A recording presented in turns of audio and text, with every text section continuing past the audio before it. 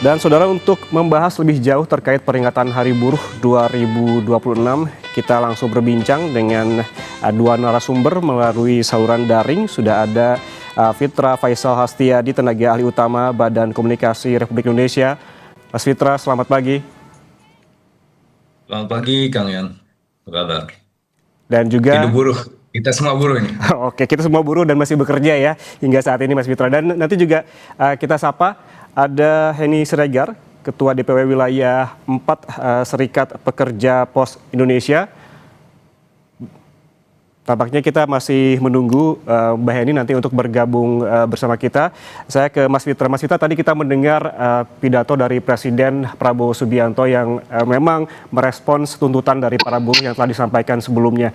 Kalau Anda tadi menyimak beberapa poin yang disampaikan oleh Presiden, termasuk kita bedah satu-satu ya, termasuk salah satunya terkait dengan ojek daring lah misalkan begitu.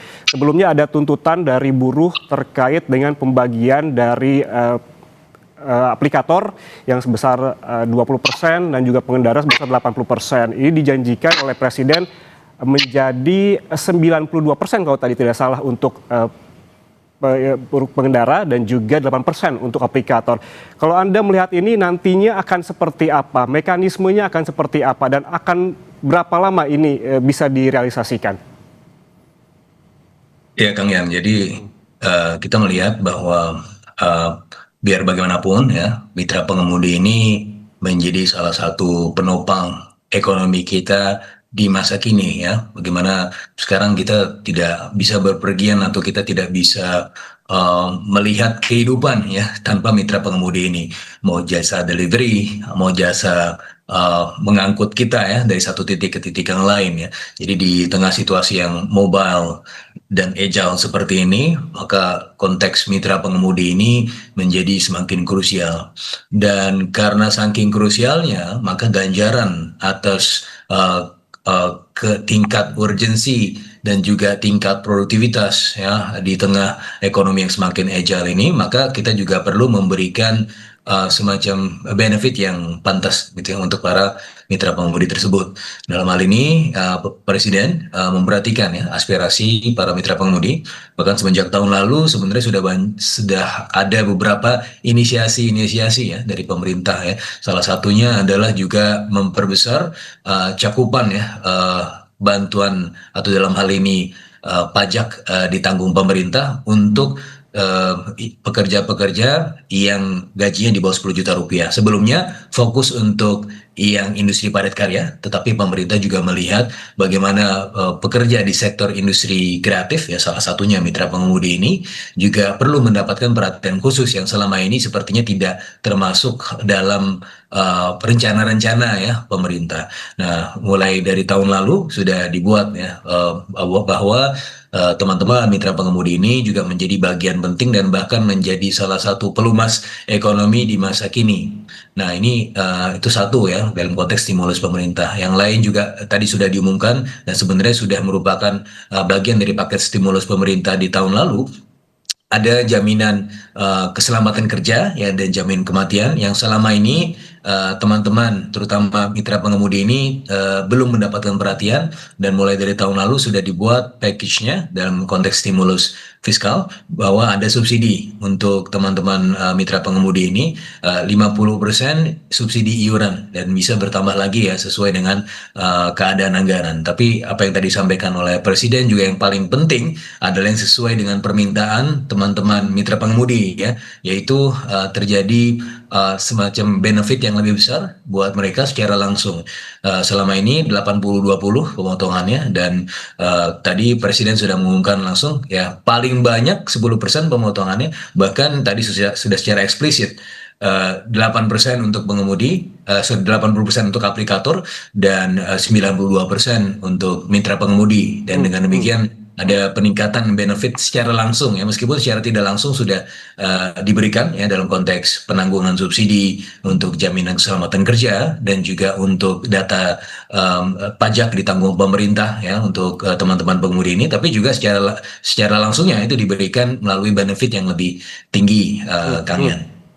Ini berarti ada pembagian yang memang perbandingannya cukup besar dibandingkan sebelum Presiden tadi memberikan pidatonya ataupun merespons tuntutan dari para buruh. Bagaimana menjembatani dengan aplikator begitu? Apa jaminannya aplikator ini akan patuh? Tentunya harus patuh karena memang ini sudah instruksi dari Presiden. Tapi jaminannya seperti apa, Mas Fitra?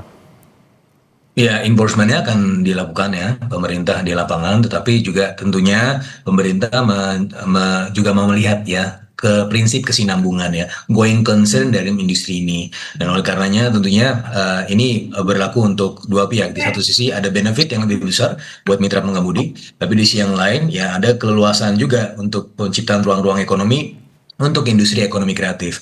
Makanya pemerintah dalam hal ini juga memberikan stimulus-stimulus ya untuk industri ekonomi kreatif mulai dari tahun lalu ya, bahkan karena kita melihat ya secara konsisten pertumbuhan sektor jasa ya itu cukup signifikan dari tahun lalu ya. Jadi kalau kita lihat di kuartal 1 2025 tahun lalu di mana pertumbuhan ekonomi kita cuma 4,87%, tetapi di sektor jasa dan jasa lainnya itu tumbuh 11%. Oke. Nah, jasa lainnya, akomodasi makanan minuman yang juga tumbuh 8% di atas rata-rata pertumbuhan ekonomi nasional, itu sebenarnya sebuah pertanda bahwa sektor ekonomi kreatif ini adalah sektor yang perlu didorong. Nah, oleh karenanya pemerintah juga melalui kementerian-kementerian terkait ya, baik itu kementerian yang langsung bicara mengenai ekonomi kreatif dan juga pariwisata, ini juga mempush dan memberikan fasilitasi sehingga ruang-ruang ekonomi untuk industri ini berkembang semakin besar.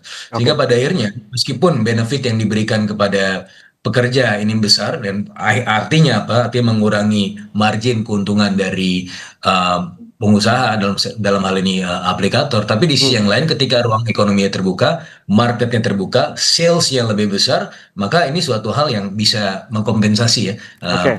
ke sustainability atau constraint sustainability dari industri ini begitu, Hmm. Mas ya. Berarti sektor informal ini mulai diperhatikan ya, karena sebelumnya merasa dianaktirikan begitu dan sekarang di tahun ini mulai concern begitu dengan perlindungan terhadap para pekerja di sektor informal. Saya sapa Heni Siregar, Ketua DPW Wilayah 4 Serikat Pekerja Pos Indonesia. Bu Heni, selamat pagi. Ya, selamat pagi. Selamat Hari Buruh Internasional. Selamat Hari Buruh Internasional. Bu Heni tadi sudah mendengarkan respons dan juga pidato dari Presiden Prabowo Subianto. Apakah Anda dari perwakilan Serikat Pekerja Pos Indonesia ini sudah merasa puas dengan apa yang diungkapkan ataupun respons dari Presiden? Alhamdulillah, sekarang Presiden kita itu berpihak kepada buruh dan tentunya ada harapan besar untuk para buruh ketika hak-hak mereka selama ini belum diperhatikan oleh pemberi kerja, dengan harapan pemerintah bisa memperhatikan dan mewujudkan dalam bentuk peraturan pemerintah dan undang-undang. Dalam hal ini seperti yang tadi disampaikan oleh Pak Presiden, di mana ojol akan mendapatkan hak yang lebih besar lagi, fee yang lebih besar lagi ketika platform itu hanya 8% dan untuk ojol 92%, karena saya terus terang saya juga pemakai setia ojol, gitu Pak. Bu Heni, bagaimana juga respons Anda terkait juga tadi Mas Fitra berbicara soal sektor informal begitu. Saat ini pemerintah tidak hanya concern terhadap para pekerja formal, tetapi juga di sektor informal. Respons Anda terhadap tadi janji-janji Presiden terhadap sektor informal seperti apa? Untuk saya atau Pak Fitra ya? Untuk Bu Heni. Oh ya, kalau saya sebenarnya hanya ingin pemerintah lebih memperhatikan K3 untuk BUMN sehingga kenyamanan kerja dan keselamatan kerja itu bisa lebih diperhatikan. Biar bagaimanapun saat ini dengan kondisi serba sulit ya, dampak dari perang, tentunya net income juga meningkat, PHK ada di mana-mana, pengusaha atau pemberi kerja juga tentunya akan mengalami kesulitan jika tidak dibantu oleh pemerintah. Dalam hal ini saya berharap dengan adanya campur tangan pemerintah, bisa memberikan kenyamanan dan bisa untuk membuat pekerja lebih nyaman lagi. Itu. Bisa membuat pekerja lebih nyaman lagi, artinya nyaman di sini kalau kita balikan ke konteks tadi di sektor informal termasuk para pengemudi ojol, bukan hanya pembagian antara pengemudi dan juga aplikator, bagaimana di sini pemerintah juga melindungi para pekerja ini dengan jaminan kecelakaan kerja, ada juga BPJS Kesehatan dan lain-lain. Namun kita bahas usai jeda, tetaplah bersama kami di Breaking News Kompas TV. Anda masih bersama kami di Breaking News Kompas TV, Saudara, dan kita lanjutkan perbincangan bersama tenaga ahli utama Badan Komunikasi Republik Indonesia, Fitra Faisal, dan juga Ketua DPW Wilayah 4 Serikat Pekerja Pos Indonesia, Henny Siregar. Saya ke Mas Fitra. Mas Fitra, tadi sebelum jeda saya sempat membahas terkait dengan ojek daring begitu, bukan hanya pembagian antara pengemudi dan juga aplikator, tapi tadi juga Presiden menyinggung soal Perpres 27 tahun 2026 terkait perlindungan pekerja transportasi online. Apabila bisa dijelaskan lebih detail lagi, ini seperti apa dan bagaimana realisasinya? Karena memang ini luar biasa, ada jaminan kecelakaan kerja dan juga ada BPJS Kesehatan yang nantinya akan diberikan kepada para pengemudi ojek daring. Ya, jadi mulai dari tahun lalu, Kang Yan, ya, sebenarnya ini sudah merupakan bagian dari roadmap pemerintah, ya. Jadi kalau ingat di paket stimulus terakhir yang dikeluarkan bulan September dan Oktober itu sudah mulai memuat, ya, subsidi iuran terutama untuk jaminan keselamatan kerja, ya, untuk teman-teman mitra pengemudi. Karena kita melihat bahwa dan pemerintah juga melihat bahwa dunia itu sudah semakin keras, ya. Jalanan sudah semakin keras, masyarakat dalam hal ini mitra pengemudi sudah bekerja tanpa henti, bahkan bisa sampai 12 jam. Nah, dengan begitu risiko-risiko keamanan, risiko-risiko kesehatan itu menjadi sangat besar sekali, ya. Dan kita sudah melihat juga bagaimana risiko-risiko keamanan ini terkait dengan terutama keselamatan kerja ini bahkan kecenderungannya sangat minimal, ya, untuk teman-teman ini. Dan kita melihat bahwa ketika ini main income earners, ya, sebagai suami, sebagai istri yang juga menghidupi keluarganya, ketika kejadian yang paling kita tidak inginkan terjadi, itu pada akhirnya keluarganya menjadi lebih miskin, gitu ya, karena ini adalah pencari utama, ya, pencari utama pendapatan buat keluarga tersebut. Nah, sehingga dalam kondisi-kondisi seperti ini kita harus tetap menjamin bahwa keluarganya itu tetap bisa sejahtera, pekerjanya juga bisa nyaman, ya, sehingga pada akhirnya kita memberikan semacam penjaminan, ya, pada para pekerja di sektor informal ini, terutama di mitra pengemudi. Nah, dengan demikian maka kalau kita bicara mengenai bangunan institusionalnya, ya, ini memang harus kemudian diatur oleh peraturan perundang-undangan, ya, supaya ini bisa lebih mengikat, sehingga teman-teman ini bisa tetap nyaman dalam bekerja.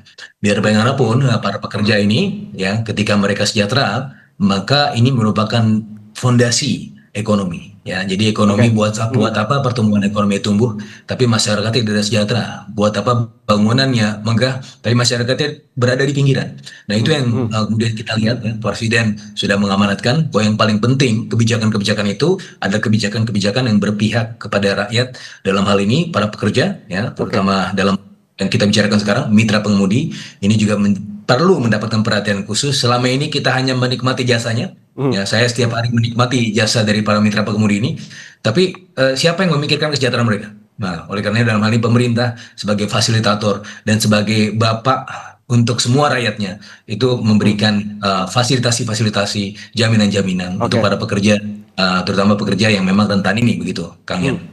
Baik, Bu Henny, menurut Anda dengan adanya Perpres 27 tahun 2026 terkait dengan perlindungan pengemudi transportasi online, apakah Anda cukup puas dengan poin-poin tadi, ada jaminan kecelakaan kerja, BPJS Kesehatan, ataukah Anda merasa masih ada yang perlu dimaksimalkan?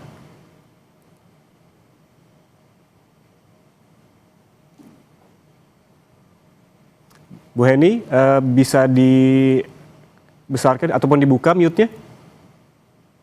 Ya, saya sangat puas dengan apa yang tadi disampaikan oleh Pak Presiden, dan tentunya sangat berharap agar segera direalisasikan dengan segera, agar jaminan kesehatan, jaminan keselamatan kerja bagi para ojol itu bisa segera ditindaklanjuti. Tentunya seperti yang tadi disampaikan juga oleh Pak Fitra, dengan segera direalisasikan tentunya kesejahteraan bagi ojol itu sendiri maupun keluarganya juga akan tercipta seperti itu, Pak. Oke, baik.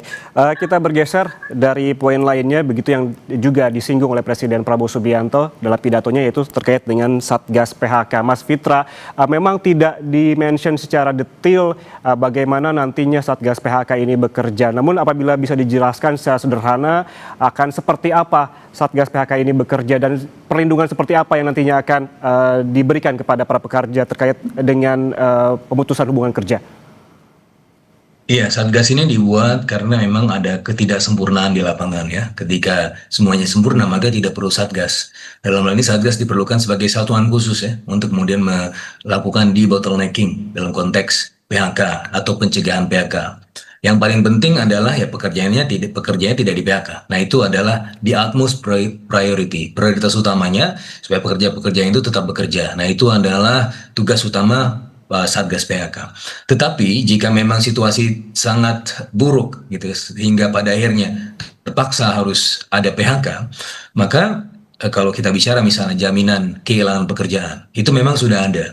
Tetapi implementasi di lapangan, banyak sekali teman-teman kita yang di PHK, tetapi tidak segera mendapatkan jaminan kehilangan pekerjaannya. Perlu berbulan-bulan, ya bahkan tidak dibayarkan, ya sudah lama tidak dibayarkan, tidak hanya bulanan, bahkan Oke, sudah bisa baik. tahunan gitu. Mas Mereka Fitra, sulit sekali mengklaim ini. Mas Dan Fitra, ini Satgas ini tujuannya adalah untuk mempercepat itu, begitu Mas Mas Fitra, ya. maaf saya potong, boleh tahan dulu. Kita lihat ada situasi terkini di Makassar, begitu kita pantau bersama. Dan saudara, kita lanjutkan perbincangan kembali. Tadi saya ke Mas Fitra terkait dengan Satgas PHK, bagaimana nanti bekerja, realisasinya seperti apa, pelindungan real seperti apa yang akan diterima oleh pekerja. Silakan dilanjutkan, Mas Fitra.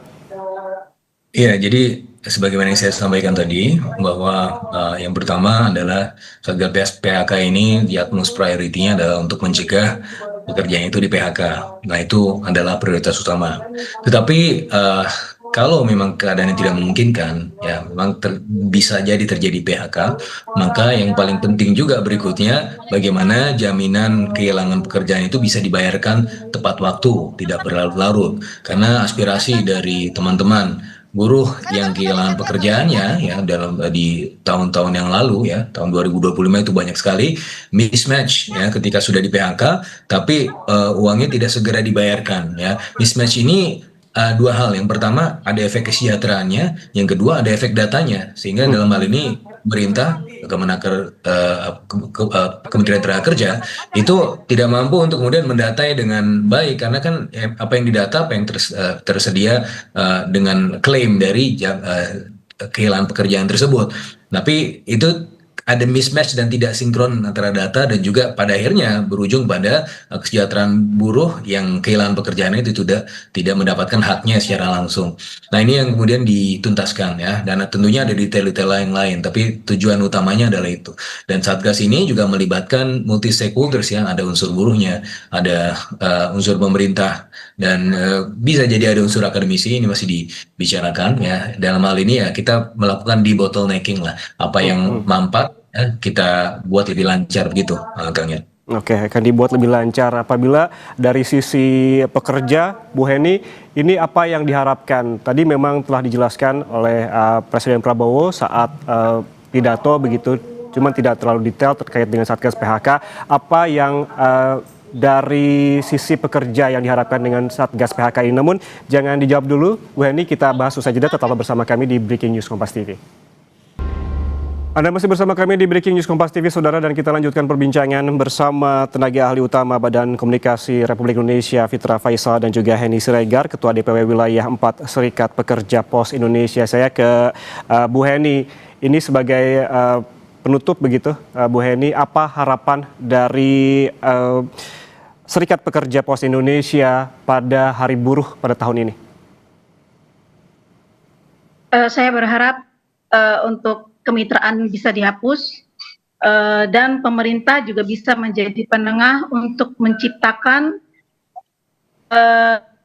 upah minimum yang tetap memperhatikan kebutuhan hidup layak. Berarti ini di upah minimum ya, Mas Fitra. Intinya kemitraan itu sudah tidak. Mas Fitra bagaimana Dan menjawab K3, hal ini? terutama K3 itu Oke. juga. Oke, Mas Fitra bisa menjawab terkait dengan K3 dan juga upah minimum sebagai penutup?